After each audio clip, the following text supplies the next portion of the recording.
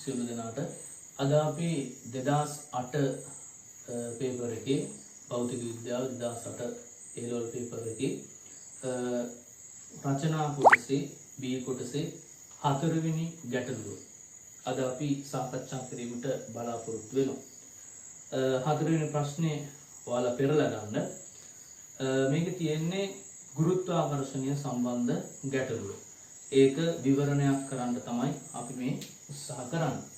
එතකොට අපිට හතරවෙනි කොටසේ A කොටස කියව ගන්න. මොකක්ද එතන තියෙන්නේ? පෘථුවියේ ස්කන්ධය හා අරය පිළිවෙලින් කැපිටල් M සහ කැපිටල් R නම් පෘථුවියේ කේන්ද්‍රයේ සිට h දුරකින් වරහන් ඇතුළේ දීලා තියෙනවා කැපිටල් R ට වඩා h විශාලයි කියලා. h දුරකින් ඇති p ලක්ෂයක ගුරුත්වාකර්ෂණ විභවය සඳහා ප්‍රකාශනයක් කැපිටල් M සිම්පල් h සහ සර්වත්‍ර ගුරුත්වාකර්ෂණ නියතය කැපිටල් G ඇසුරෙන් ලියන්න කියලා තමයි කියන්නේ. එතකොට මොකද වෙන්නේ? අපිට අඳින්න පුළුවන් පෘථුවිය කැපිටල් R කියලා ගන්න පුළුවන් යාගේ අරය පෘථුවි කේන්ද්‍රයේ ඉඳලා h දුරකින්. ඉතින් පෘථුවි කේන්ද්‍රයේ සිටම h දුරකින් තමයි මේ p ලක්ෂය තියෙන්නේ. h දුරකින් තියෙන p ලක්ෂයේ ගුරුත්වාකර්ෂණ විභවය සඳහා ප්‍රකාශනයක් ලියන්න කියලා කියනවා. එතකොට මෙතන ගුරුත්වාකර්ෂණ විභවය p ලක්ෂයේ ගුරුත්වාකර්ෂණ විභවය vp කියලා ලකුණු කළොත් ඒක අපිට ලියන්න පුළුවන් ඍණ gm බෙදීම සිම්පල් h කියලා. ඒක සම්මත සූත්‍රයක් ගුරුත්වාකර්ෂණ ශාස්ත්‍ර පාඩමේදී අපි ඉගෙන ගන්න සම්මත සූත්‍රයක් වෙනවා. එතකොට මේක තමයි p ලක්ෂයට අදාළ විභවයේ විදිහට සලකන්නේ. මේ ඍණ ලකුණ යෙදීම අනිවාර්යයි. ඒක සූත්‍රයේ තියෙනවා. මොකද ගුරුත්වාකර්ෂණ විභවයේ අර්ථ දක්වීමේදීම එන ලකුණක් තමයි මෙතන ඍණ ලෙස අදහස් වෙන්නේ. ඒකෙන් අදහස් වෙන්නේ ශාස්ත්‍රය විසින් කාර්ය කරන බව. මොකද ගුරුත්වාකර්ෂණ ශාස්ත්‍රයේ සලකනු ලබන ලක්ෂයක ගුරුත්වාකර්ෂණ විභවය කියලා අදහස් කරන්නේ ඈත අනන්තයේ සිට ඒකීය ස්කන්ධයක් මෙම සලකනු ලබන ලක්ෂය කරා රැගෙන ඒමේදී ගුරුත්වාකර්ෂණ ශාස්ත්‍රයට එරෙහිව සිදු කරන ලද කාර්ය ප්‍රමාණය. ඒතර එරෙහිව සිදු කළ කාර්ය ප්‍රමාණය කියලා තමයි සම්මත අර්ථ දැක්වීමේ තියෙන්නේ. නමුත් මේ කාර්ය සිද්ධ වෙන්නේ ශාස්ත්‍රයේ විසින් පෘථුවිය විසින්ම ඒ කිලෝග්‍රෑම් එකේ අංශු ඇදලා ගන්නවා. ඒ නිසා ශාස්ත්‍රයේ විසින් තමයි කාර්ය වෙන්නේ අර්ථ දැක්වීමට පටහැනි වෙනවා. අන්න ඒ බව හැඟවීමට තමයි මෙතන ඍණ ලකුණ භාවිතා වෙන්නේ. ඔබ අනිවාර්යයෙන්ම ඍණ ලකුණ ලිවිය යුතුයි. ඊළඟට ඔන්න අපි B කොටසට එනවා. B කොටසේ තියෙනවා බලන්න ස්කන්ධය සිම්පල් M වන කුඩා වස්තුවක් P ලක්ෂයේ සිට සිරස්ව ඉහළට V1 වේගයකින් ප්‍රක්ෂේපණය කළේ යයි සිතමුලු. දැන් මේක මම මේක මේ විදිහට ඇඳ ගන්නම් අපිට පහසුවට ඔයාලට ගොඩක් තේරෙන්න. මේ විදිහට තියෙනවා අරය කැපිටල් R මේ කේන්ද්‍රයේ ඉඳලා සිම්පල් h උසකින් ඔන්න p අංශුව තියෙනවා. p ලක්ෂය තියෙනවා. එතන සිම්පල් m ස්කන්ධයක් තියලා එයාව ප්‍රක්ෂේපණය කරනවලු vi කියන වේගයකින්. vi කියන වේගයෙන් ප්‍රක්ෂේපණය කරනවලු. අහනවා පළවෙනි ප්‍රශ්නය. පළවෙනි ප්‍රශ්නයෙන් අහනවා මේ v කොටස හදන්නේ. පළවෙනි ප්‍රශ්නයෙන් අහනවා එහි ආරම්භක ලක්ෂයේදී වස්තුවේ සම්පූර්ණ යාන්ත්‍රික ශක්තිය ලියන්න කියලා කියනවා. ඊට කලින් මේ m කියන එක p කියන ලක්ෂය මත තියලා කියන සිම්පල් m අංශුවේ ගුරුත්වාකර්ෂණ විභව ශක්තිය ලියමු. සිම්පල් m අංශුවේ ගුරුත්වාකර්ෂණ විභව ශක්තිය මම කෙටියෙන් ලියන්නේ. විභව ශක්තිය. ඒක සමාන වෙන්නේ මොකද්ද? ඒ සලකන ස්කන්ධයේ වතාවක් එම ස්ථානයේ ගුරුත්වාකර්ෂණ විභවය සමානයි මෙතන m. දැන් vp කියන්නේ අපි ඉස්සෙල්ලා ගන්නවා අපි ලියුව ප්‍රකාශනය gm බෙදීම h කියලා. එහෙනම් ඍණ gm බෙදීම h කියලා ගන්න පුළුවන්. h කියන්නේ කේන්ද්‍රයේ සිට ඒ සලකන p ලක්ෂය කරා තියෙන දුර ප්‍රමාණය. එහෙනම් මට මේක ලියන්න පුළුවන් ඍණ gmm බෙදීම h කියලා. මේ කියන්නේ m අංශුවේ ගුරුත්වාකර්ෂණ විභව ශක්තියයි. එහෙනම් අපිට අපෙන් අහන්නේ මොකද්ද? p ලක්ෂයේ තියෙන m අංශුව සතු සම්පූර්ණ යාන්ත්‍රික ශක්තිය. එහෙනම් p ලක්ෂය මත ඇති m අංශුවේ සම්පූර්ණ යාන්ත්‍රික ශක්තිය. එතකොට සම්පූර්ණ යාන්ත්‍රික ශක්තිය කියුවහම ඒක ලැබෙන්නේ කොහොමද? m ස්ථානයේ විභව ශක්තියේ චාලක ශක්තියේ මුළු එකතුවයි. m ස්ථානයේ විභව ශක්තියේ චාලක ශක්තියේ මුළු එකතුව සලකපුවාම විභව ශක්තිය දැන් මෙතන ඇවිල්ලා තියෙනවා. ඍණ gmm බෙදීම h කියලා. ඒ වගේම චාලක ශක්තිය භාගයක් mv වර්ගය කියලා අපිට ගන්න පුළුවන්. ප්‍රක්ෂේපණ වේගය mi. එහෙනම් mi වර්ග කියලා ගන්න පුළුවන්. ප්‍රක්ෂේපණ වේගය ve vi වර්ගය කියලා ගන්න පුළුවන්. එහෙනම් මේක තමයි සම්පූර්ණ යාන්ත්‍රික ශක්තිය වෙන්නේ. ඊළඟ කොටස. එතනින් අහනවා දෙවෙනි කොටස පෘථිවි කේන්ද්‍රයේ සිට වස්තුව ගමන් කරන උපරිම උස කැපිටල් H සඳහා ප්‍රකාශනයක් මෙම simple H capital G capital M vi ඇසුරෙන් ලබා ගන්න කියලා කියනවා. දැන් මේක ප්‍රක්ෂේපණය කළාට පස්සේ යන උපරිම උස කියන්නේ මෙතනින් ගිහලා නවතිනවා. ඒ නවතින තැනදී ප්‍රවේගය බිඳුවයි. එතකොට අන්නේ ස්ථානයට කේන්ද්‍රයේ ඉඳන් තියෙන දැන් උස කැපිටල් H කියලා එයාලා දීලා තියෙනවා. එතකොට කේන්ද්‍රයේ සිට තියෙන උස. එතකොට මොකද වෙන්නේ? එහෙනම් අපිට මේ අවස්ථා දෙක සඳහා මම මෙතන x කියලා ලක්ෂයක් ගන්නම්කෝ. මේ p ලක්ෂයටත් x ලක්ෂයටත් අපිට යොදන්න පුළුවන් මොකද්ද? ශක්ති සංස්ථිති මූලධර්මය. එහෙනම් දෙවෙනි අවස්ථාව අපි සලකනවා. දෙවෙනි අවස්ථාව සලකද්දී p හා x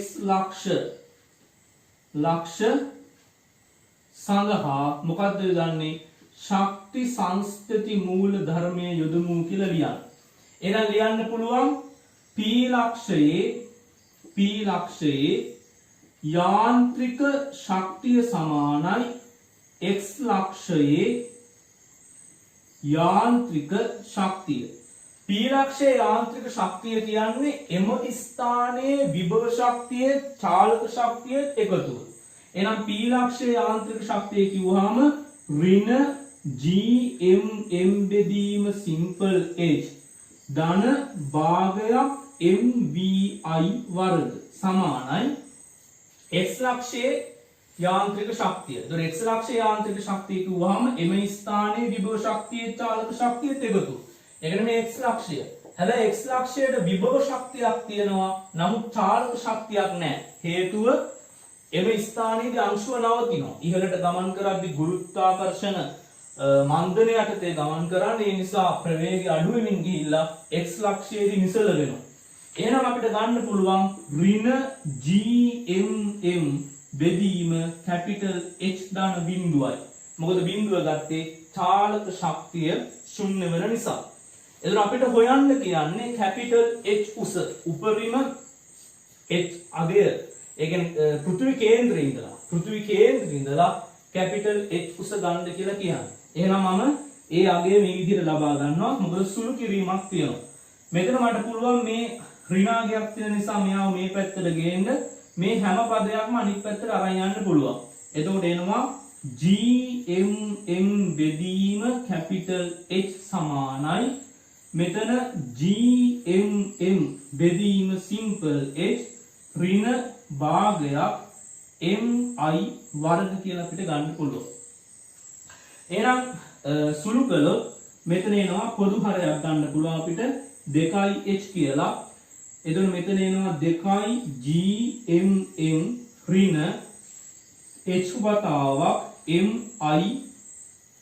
වර්ගය කියලා එනවා. මෙතන තියෙනවා gmm බෙදීම කැපිටල් H. එතකොට සියලු පදයන් මේ සිම්පල් m හැම පදයකම තියෙනවා කියලා පේනවා. එහෙනම් එයා නියතයක්. ඒක අපිට පොදු නිසා කපලා දාන්න පුළුවන්. gm බෙදීම capital H සමානයි 2යි gm ඍණ hbi වර්ග. බෙදීම මෙතන 2යි h කෙනෙක් ඉන්නවා. එහෙනම් අපි මේකේ පරස්පරය උඩයට මාරු කළොත් ලේසි නේද? එතකොට මොකද කරන්නේ? h බෙදීම g capital M සමානයි 2යි h බෙදීම දෙවතාවක් gm ඍණ hbi වර්ග. එහෙනම් h උක්ත කරන්න පුළුවන් h සමානයි 2යි h gm බෙදීම දෙවතාවක් gm ඍණ hbi වර්ගය කියලා ගන්න පුළුවන්. එහෙනම් අංශුව ඉහළ නගින උපරිම උසට පෘථිවි කේන්ද්‍රයේ සිට තියෙන උස ප්‍රමාණය තමයි අපිට ওই විදිහට ගන්න පුළුවන් වෙන්නේ. හැමෝටම මේක තේරෙන්නේ. ඒතර සුළු කිරීමක් තමයි මෙතන තියෙන්නේ. මේක ඕලවල් සුළු කිරීමක්. ඊට පස්සේ පේනවා තුන්වෙනි ගැටලුව. මෙම අවස්ථාවේදී වස්තුවේ වියෝග ප්‍රවේගය සොයන්න කියලා කියනවා. මෙම අවස්ථාවේ එතකොට වස්තුවේ වියෝග ප්‍රවේගය දැන් මෙම අවස්ථාවේ කියලා මෙතන අදහස් වෙද්දී මෙන්න මේ p ලක්ෂයෙන් තමයි අංශුවේ චලිතය ආරම්භ වෙන්නේ. එහෙනම් මේ p ලක්ෂය මත තියෙන අංශුවක් ගත්තොත් එතෙන් සිට තමයි අපිට වියෝග ප්‍රවේගය හොයන්න වෙන්නේ. ඔබ සිද්ධාන්තවලදී ඉගෙනගෙන නැති වියෝග ප්‍රවේගය කියලා කියන්නේ මේ පෘථිවි ගුරුත්වාකර්ෂණ බලයෙන් මිදිලා නැවත පෘථිවියට නොයන පරිදි එම අංශුවකට යම් අංශුවකට ලබා දිය යුතු අවම ප්‍රවේගයට තමයි අපි වියෝග ප්‍රවේගය කියලා කියන්නේ. සාමාන්‍ය පෘථිවි පෘෂ්ඨයෙන් තමයි වියෝග ප්‍රවේගය සලකන්නේ. නමුත් මේ ගානේ කියලා තියෙන අණුව අපිට හොයන්න කියන්නේ මෙම අවස්ථාවේදී වස්තුවේ වියෝග ප්‍රවේගය. ඒක තමයි ගන්න කියන්නේ VE කියලා. VE'. එහෙනම් පෘථිවි කේන්ද්‍රයේ ඉඳලා සිම්පල් h උසකින් පවතින ස්ථානයක වියෝග ප්‍රවේගය ගන්න. එතකොට අපි මොකද කරන්නේ? මේක අපිට අනන්තය දක්වා යවන්න ඕන. කියන්නේ ආයේ නැවත මේ ස්ථානයට නොඑන්න නම් අනන්තය කරා මේ අංශුව යවන්න ඕන. එහෙනම් අනන්තය කරා මේ අංශුව යවන්න නම් මොකද කරන්න වෙන්නේ? මම මේ කොටස මකනවා.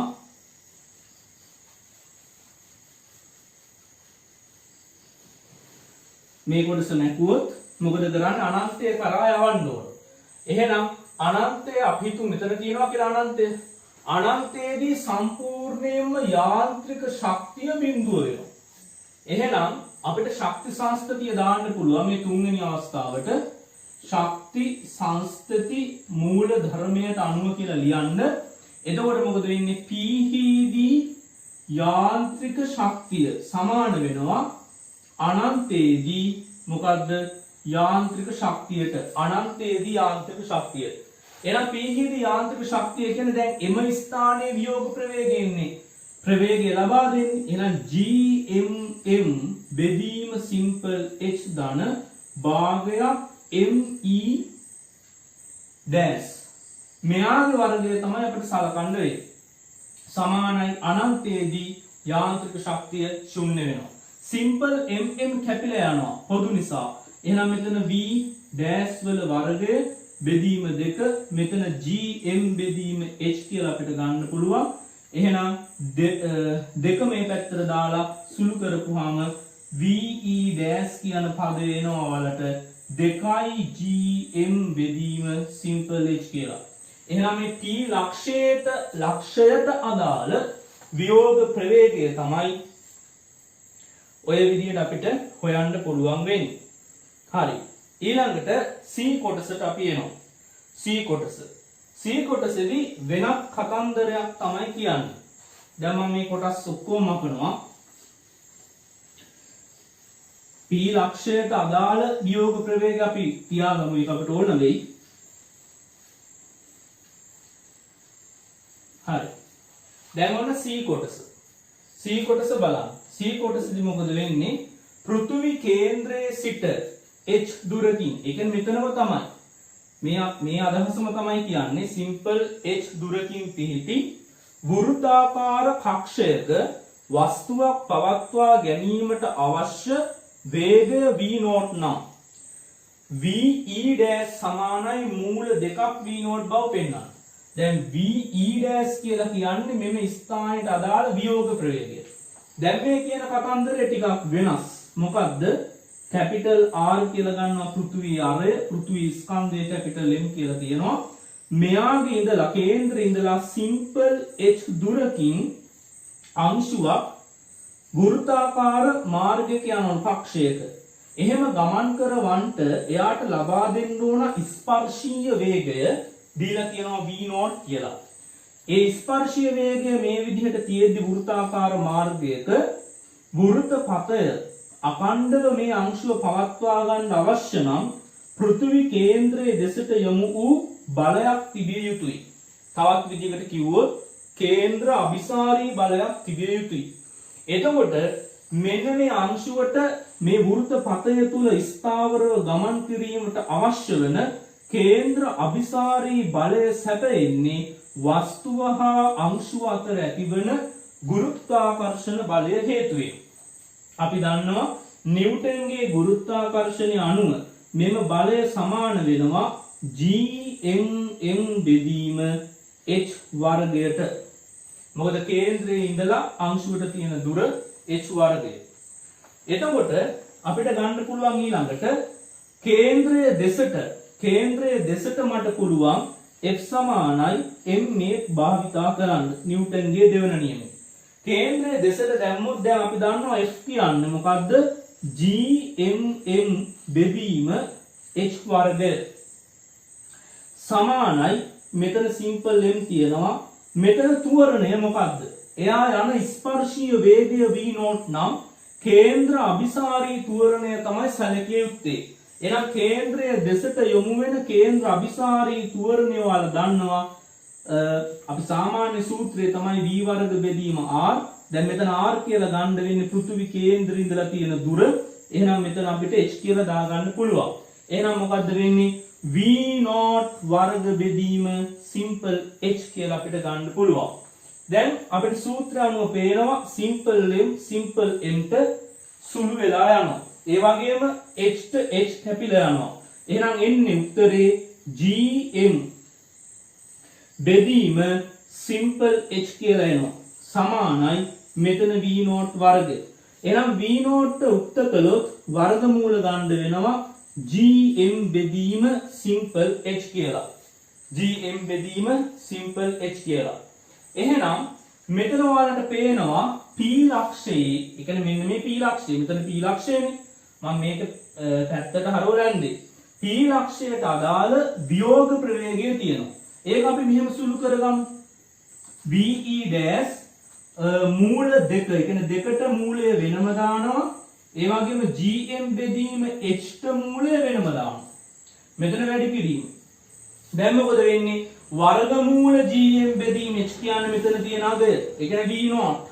එහෙනම් මෙතන v0 කියනලා දාන්න පුළුවන් ve සමානයි මූල දෙකයි v0 කියලා එනවා. එහෙනම් බලාපොරොත්තු වෙන උත්තරේ මේක.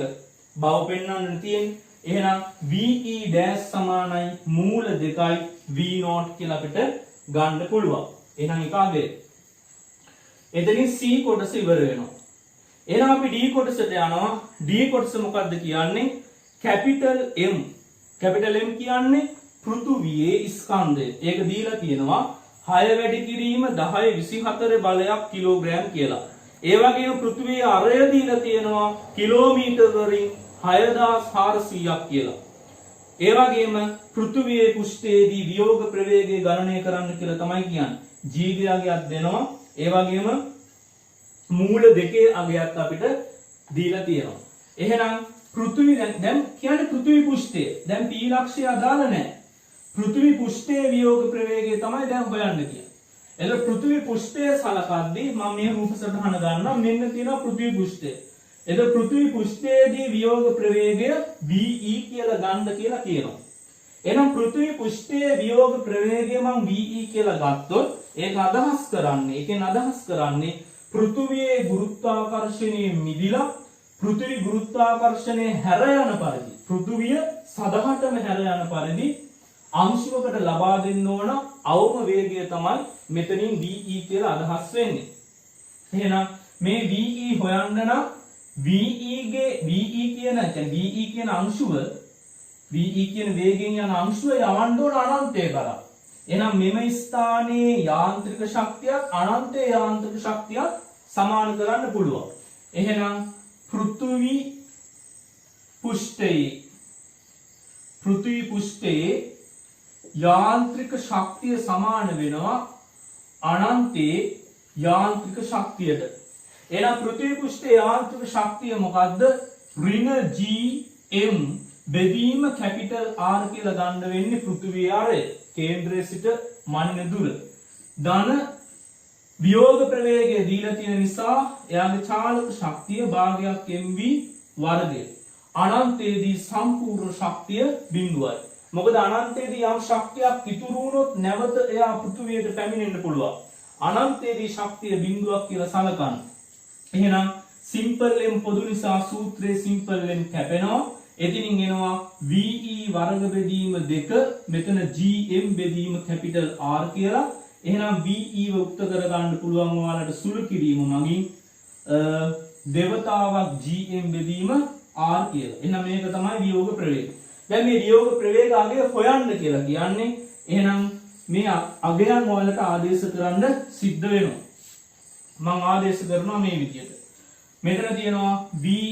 හැබැයි මම මේක ලියා ගන්නවා මූල දෙක. ඒ කියන්නේ දෙකට වෙනම මූලය දාලා ඒ වගේම GM යට R ට වෙනම මූලය දාන්න. එතකොට ලේසි සුළු කරගන්න. මොකද මූල දෙකේ අගය 1.4ක් කියලා ගන්න කියලා දීලා තියෙන නිසා. එහෙනම් VE සමානයි එයාලම දීලා තියෙනවා මූල දෙකේ අගය 1.4ක් කියලා ගන්න කියලා. ඊට පස්සේ වර්ග මූල ඇතුලේ මොකද වෙන්නේ? G ගේ අගය දීලා තියෙනවා ආදේශ කරන්න. කීයද? 6 වැඩි කිරීම 10/11යි. ඒ වගේම ස්කන්ධය දීලා තියෙනවා පෘථිවි ස්කන්ධය 6 වැඩි කිරීම 10/24 බලය. බෙදීම පෘථිවි ආරය දීලා තියෙනවා 6400ක් කියලා. හැබැයි ඒක මීටර් කරගන්න ඕන නිසා 10/3ෙන් වැඩි කරගන්න පුළුවන්. එහෙනම් මේක සුළු කරමු. සුළු වෙනවා 1.4යි 6 වැඩි කිරීම 6 කියන්නේ 36යි 10 ඍණ 3 මොකද වෙන්නේ උඩට ආපුවාම 10 ඍණ 14 වෙනවා. මෙතන 10/24 තියෙන්නේ. මෙතන 64යි 6400යි. එහෙනම් සුළු වෙද්දි මොකද වෙන්නේ? VE සමානයි 1.4යි මෙතන 36 වැඩි කිරීම 10 බලයක් කියලා එනවා. 10 ඍණ 14 තියෙන මෙතන 10/24 තියෙන්නේ. දාර්ශක සුළු වෙනවා. බෙදීම 6400යි. එහෙනම් සුළු කරපුවාම VE ගියාගේ එනවා 1.4 වැඩි කිරීම 36. 36 වර්ගමූලය 6යි. 10 වර්ගමූලය 10/5යි. ඒ වගේම 6400 වර්ගමූලය 8 වරක් 8 නේ 64. එහෙනම් 8යි මෙතන එක බිඳුවක් ගත්තොත් 80ක් කියලා අපිට ගන්න පුළුවන්. එහෙනම් ඒක අපි සුළු කරලා දාමු. සුළු කරද්දි කොහොමද වෙන්නේ? 1.4 වැඩි කිරීම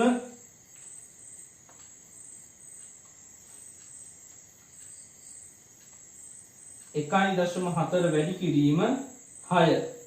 ඒක බෙදන්න ඕන 80.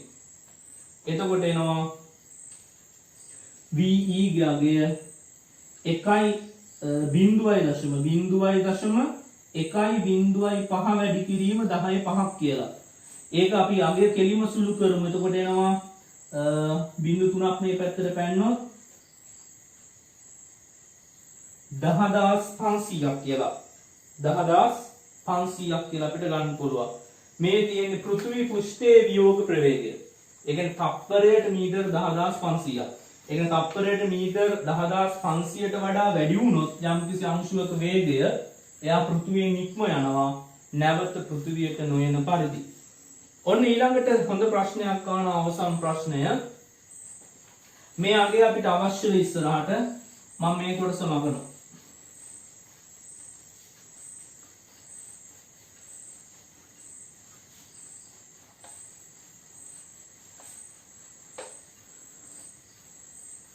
අවසාන ප්‍රශ්නේ මොකද්ද කියන්නේ? ඒක කියනවා පෘථිවි පෘෂ්ඨයේ මධ්‍යම උෂ්ණත්වය කෙල්වින් 280ක් කියලා. නිරපේක්ෂ උෂ්ණත්වය දීලා තියෙනවා. මෙම උෂ්ණත්වයේදී H2 හා O2 අණු සඳහා වර්ග මධ්‍යම මූල වේගය සොයන්න. ඔබේ ගණනය කිරීම සඳහා පහත දත්ත උපයෝගී කරගන්න කියලා දීලා තියෙනවා. බෝල්ට්ස්මාන් නීතිය දීලා තියෙනවා, H2 අණුක ස්කන්ධය දීලා තියෙනවා, O2 අණුක ස්කන්ධය දීලා තියෙනවා. අන්න දත්ත ප්‍රමාණයක් දීලා තියෙනවා. එතකොට දැන් ඔයාලා දන්නවා වායු ගෝලයක් තියෙනවා කියලා දන්නවා මේ පෘථිවිය වටා. විවිධ වායු මිශ්‍රණයක් තියෙන්නේ. බහුතරය නයිට්‍රජන්, ඊට අමතරව ඔක්සිජන්, හයිඩ්‍රජන් ආදී තියෙනවා. දැන් ඔන්න අපිට හොයන්න කියනවා වර්ග මධ්‍යම මූල වේගය. වර්ග මධ්‍යම මූල වේගය කියලා අදහස් වෙන්නේ මොකක්ද කියලා අපි බලමු. වර්ග මධ්‍යම මූල වේගය ඒක අපි ගන්න RMS කියලා. නැත්නම් අපිට ඒක ලියන්න පුළුවන් c වර්ග භාගයේ වර්ගමූලය කියලා ලියන්න. ඒකේ අදහස තමයි මේ අංශුන්ගේ පවතින විවිධ වේගයන් සැලකුවොත් යම් තාක් අංශු තියෙනවා නම් ඒ තාක් සියලු අංශුන්ගේ වේගයන් වර්ග කරලා එකතු කරලා ඒ වගේම අංශු ගණනින් බෙදලා වර්ගමූලය ගත්තොත් අන්න ඒක තමයි වර්ග මධ්‍යම මූල ප්‍රවේගය කියලා කියන්නේ. එහෙනම් ඕකේ අගය හොයන්න කියලා කියන්නේ.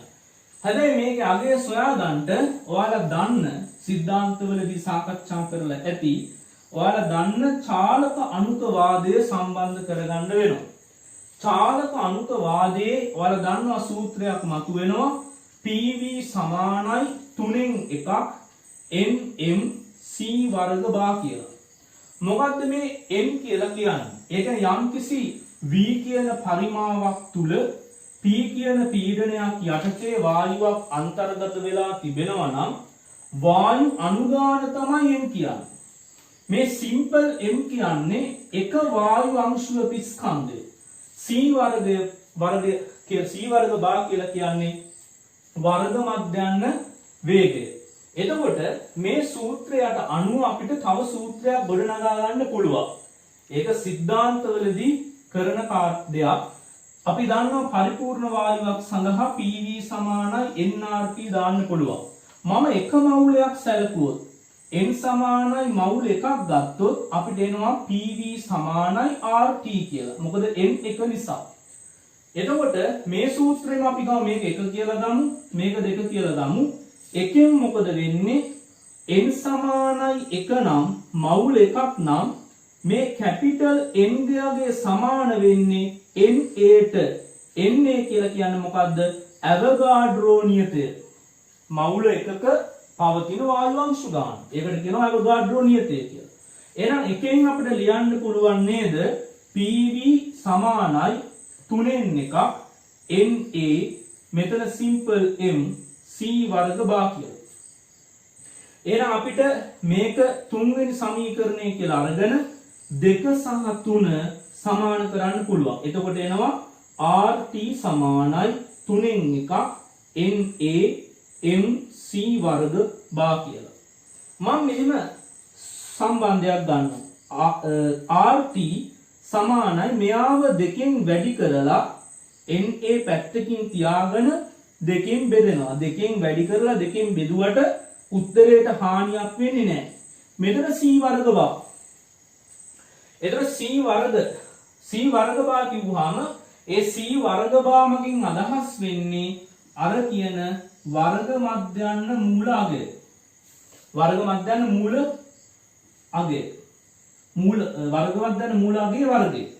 එතකොට මේ m කියලා කියන්නේ වායු ස්කන්ධ, ඒ කියන්නේ එක වායු අංශුවක ස්කන්ධය. එහෙනම් මේ තියෙන්නේ මොකද්ද? මේ තියෙන්නේ එක වායු අංශුවක සාමාන්‍ය මධ්‍යම චාලක ශක්තිය තමයි තියෙන්නේ. මධ්‍යම චාලක ශක්තිය. එහෙනම් ඔයාලට පුළුවන් මොකක් කරන්නද?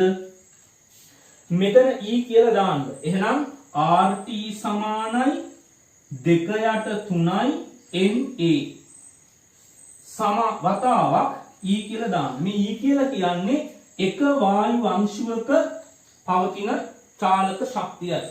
එහෙනම් E අපි යුක්ත කරමු. එතකොට එනවා 3 යට 2ක් මෙතන RT බෙදෙනවා NA ගෙන්.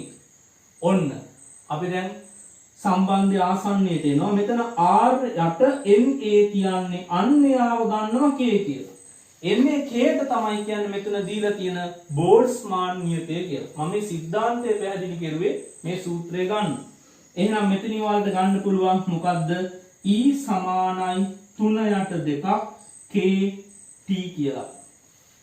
KT කියලා ලබා ගැනීමේ හැකියාව තියෙනවා. හරිද? දැන් මොකද වෙන්නේ? අපිට අහන්නේ එක වායු අණුවක් සඳහා වර්ග මධ්‍යන්න මූල අගය අහන්නේ. එහෙනම් එක වායු අංශුවක් සඳහා වර්ග මධ්‍යන්න මූල අගය අහනවා නම් දැන් ඔයාලට පුළුවන් මෙහෙම දෙයක් කරන්න. මේ තියෙන බෝල්ට්ස්මාන් නියතය දීලා තියෙනවා E කියලා කියන්නේ එක වායු අංශුවක චාලක ශක්තිය.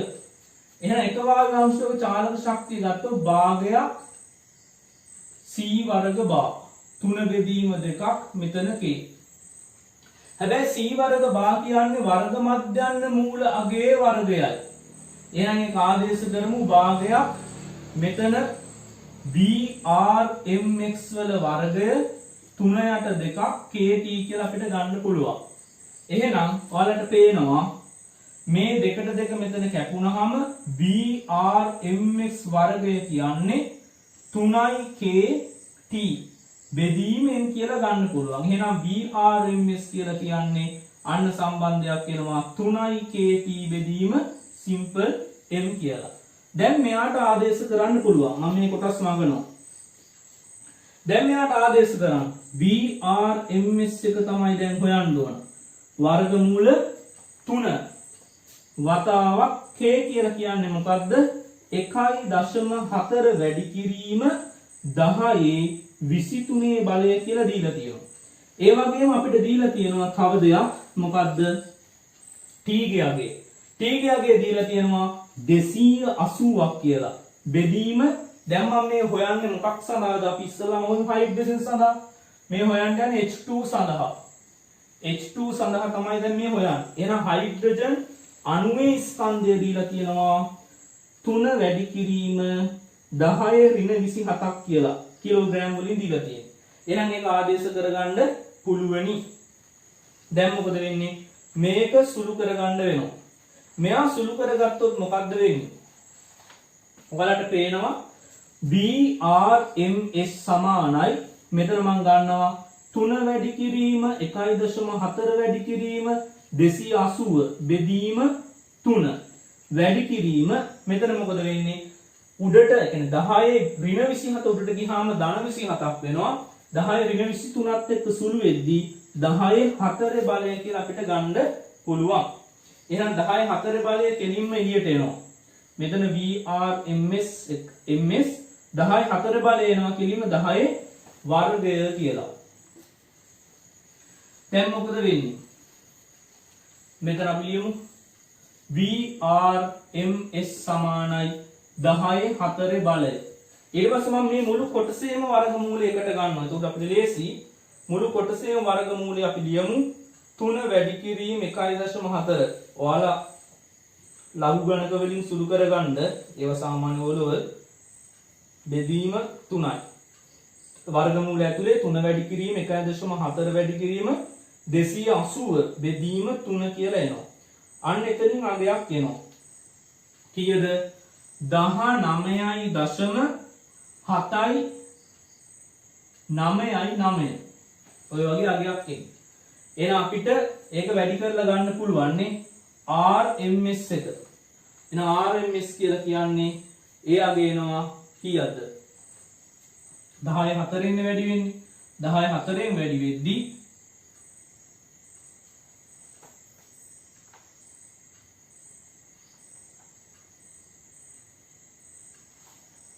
මෙතන 3 වැඩි කිරීම 1.4 වැඩි කිරීම 10 23 10 ඍණ 27 තියෙනවා 280 බෙදීම 3 එදිනින් එනවා මෙතන 10 4 මෙතන 10 2ක් වෙන්න ඕනේ වර්ගමූල.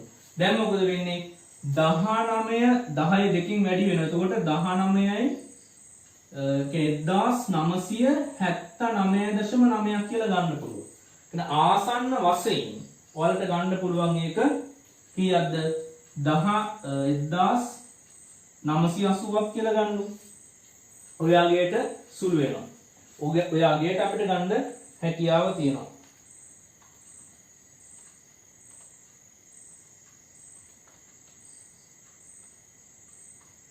දීම 3. ඔව් 979. හරි. එතකොට 1980ක් කියලා ගන්න පුළුවන්. එතකොට මේ තියෙන කවුරු සඳහාද? හයිඩ්‍රජන් සඳහා. හයිඩ්‍රජන් වල වර්ග මධ්‍යන්න මූල අගය. හයිඩ්‍රජන් වල වර්ග මධ්‍යන්න මූල අගය තමයි ඔය තියෙන්නේ.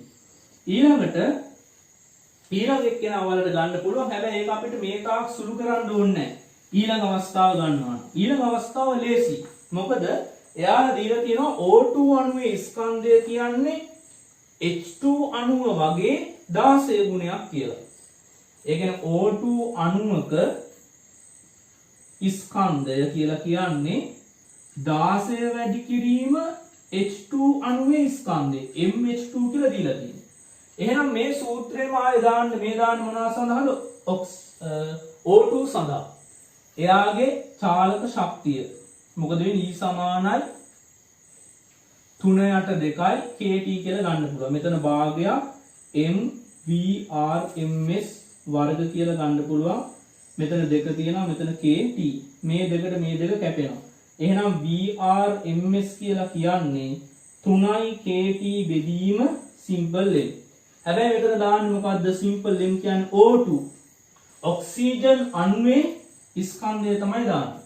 එහෙනම් ඔක්සිජන් අණුවේ ස්කන්ධය අපිට ගන්න පුළුවන් මොකක් කියලාද? මෙතනින් ගන්න පුළුවන් VRMS 3යි KT ඒවා වෙනස් වෙන්නේ නැහැ. මෙතන තියෙන්නේ 16යි MH2. මොකද ඔක්සිජන් අණුවේ ස්කන්ධය කියන්නේ හයිඩ්‍රජන් අණුව වගේ 16 ගුණයක් කියලා කියනවා. මේකේ වර්ගමූලය. එහෙනම් අපිට ගන්න පුළුවන් RMS එක කියලා කියන්නේ 16 වර්ගමූලය 4යි. මෙතන 3යි KT බෙදීම MH2. මේ MH2 කියලා කියන්නේ මොකද්ද? හයිඩ්‍රජන් අංශුව සඳහා අපි ගණනය කළ RMS අගය. එහෙනම් අපි ගණනය කළ RMS අගය මේ තියෙනවා. එහෙනම් RMS මේ කවුරු සඳහාද? O2 සඳහා. එයාව ලිව්වොත් 1980 බෙදීම 4 කියලා ගන්න පුළුවන්. ඔය ඔක්සිජන් සඳහා RMS අගය කියන්නේ වර්ග මධ්‍යන්න මූල අගය 1980 බෙදන්න ඕන ඔයාලා 4. එතකොට එනවා 495ක් කියලා. 495යි MS ඍණ 1 කියලා ගන්න පුළුවනි. හරි. එතකොට E කොටස එතනින් ඉවරයි. මොකද H2 අණුවේ O2 අණුවේ වර්ග මධ්‍යන්න මූල අගය හොයන්න කියලා කිව්වා. ඒ කියන්නේ මේ පෘථුවියේ වායු ගෝලයේ තියෙන H2 හා O2 වල වර්ග මධ්‍යන්න මූල අගය තමයි ඒ හෙව්වේ. ඊළඟට අවසාන කොටස F කොටසෙන් ඔන්න තව දෙයක් අහනවා. මොකද F කොටසෙන් අහන්නේ? දෙන ලද උෂ්ණත්වයකදී වායු අණු වලට ඊටා වේගවල සිට ඊටා මන්දගාමී වේග දක්වා වූ පරාසයන් තියෙනවා කියලා කියමු. මොකද හැම අණුවකටම තියෙන එකම වේගයක් නෙමෙයි. අඩු වගේ ඉඳලා වැඩි වගේ දක්වා වෙනස් වෙන්න පුළුවන් කියලා කියන්නේ. දෙන ලද වායුවක් වායු ගෝලයේ හදවා තබා ගැනීමට එම වායුව සඳහා 6යි RMS අගය. කියන්නේ 6යි VRMS අගය VE ට වඩා අඩු වෙන්න ඕනලු. VE කියන්නේ කවුද? මෙන්න ඉන්නවා. පෘථුවිය සඳහා මොකද්ද? වියෝග ප්‍රවේගය. එහෙනම් වායු ගෝලයෙන් වායු අංශුවක් හැර යන්න නැතුව තියෙනවා. මොකද මේ අගය හෝ මේ අගයට වඩා වැඩි වුණොත් වේගය අනිවාර්යෙන් මෙයා වායු ගෝලයේ හැර යනවා. පෘථුවිය හැර යනවා. එතකොට වායු ගෝලය තුල වායු අංශුන් මෙහෙම තියෙද්දි එයා පෘථුවිය හැර නොයන්න නම් ඒ වායු අංශු වල පවතින වර්ග මධ්‍යන්න මූලයේ 6 වෙනි ගුණිතය මොකක් වෙන්න ඕනද? VE ට වඩා, ඒ කියන්නේ වියෝග ප්‍රවේගයට වඩා අඩු වෙන්න ඕන. එතකොට අහනවා මෙම අවශ්‍යතාවය තෘප්ත කළ යුතුයි ඒ කියන්නේ වායු ගෝලය රැඳෙන්න. ඉහත ඊහි ප්‍රතිඵලය. ඒ කියන්නේ අපි මේ ඉස්සරලා හදපු දත්ත අනුව පෘථිවි වායු ගෝලයේ O2 වායුව පවතින නමුත් H2 වායුව නොපවතින්නේ මන්ද යන්න පැහැදිලි කරන්න. එහෙනම් H2 හා O2 සඳහා මේ අවශ්‍යතාවය තෘප්ත කරනවද නැද්ද කියලා අපි බලමු. අපි ඉස්සෙල්ලාම ගමු O2 සඳහා. O2 සඳහා ගත්තොත් 6යි VRMS අගය හොයමු. එහෙනම් 6 වතාවක් O2 සඳහා RMS අගය කීයද? 495යි. එහෙනම් 495 ඔයාලා වැඩි කරන්න ඕන. 495 වැඩි කරන්න ඕන 6. එතකොට එනවා 2970ක් කියලා. ඔය කියන්නේ කවුද? O2 සඳහා 6 වතාවක් වර්ග මධ්‍යන්න මූලාපය. හයිඩ්‍රජන් සඳහා හොයමු. හයිඩ්‍රජන් සඳහා හෙව්වොත් මොකද්ද වෙන්නේ? H2 සඳහා. H2 සඳහා 6යි VRMS අගය හොයනවා. එහෙනම් 6 වතාවක් VRMS අගය H2 සඳහා VRMS අගය අපි කීයද ගත්තේ? 1980යි නේ. එහෙනම් මෙයාව 6න් වැඩි කරමු. කීයද? 1980 වැඩි කරනවා 6. අන්න එතකොට එනවා 11880ක් කියලා. එහෙනම් ඔයාලට පේනවා මේ අගය වැඩි.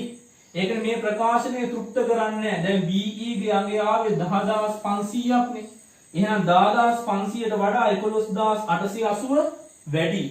එහෙනම් මෙයාලා කියන මෙන්න මේ අවශ්‍යතාවය තෘප්ත කරන්නේ කවුද? හයිඩ්‍රජන්. ඒ නිසා හයිඩ්‍රජන් වායු ගෝලයේ පවතින හැකියාව අඩුයි. ඔක්සිජන් මේ අවශ්‍යතාවය තෘප්ත කරනවා. ඒ කියන්නේ යාගේ RMS එකේ කියන්නේ VRMS එකේ 6 වෙනි ගුණාකාරය අඩුයි කාට වඩාද? VE ට වඩා. මෙයාගේ VE ට වඩා වැඩි. එම නිසා ඔක්සිජන් වායු ගෝලය තුල පවතිනවා. නමුත් හයිඩ්‍රජන් පැවතීමේ හැකියාවක් නැහැ. ඉතින් ඔය විදිහට තමයි අවසාන ප්‍රශ්නේ අපිට සාකච්ඡා කරන්න පුළුවන් වෙන්නේ. එහෙනම් 2008 ගුරුත්වාකර්ෂණ ශේෂ්ත්‍ර ගාන B කොටසේ 4 වෙනි ගාන ඔය විදිහට අවසන් වෙනවා.